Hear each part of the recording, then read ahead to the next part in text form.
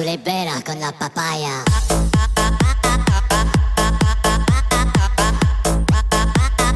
No digáis nada, no os entendería.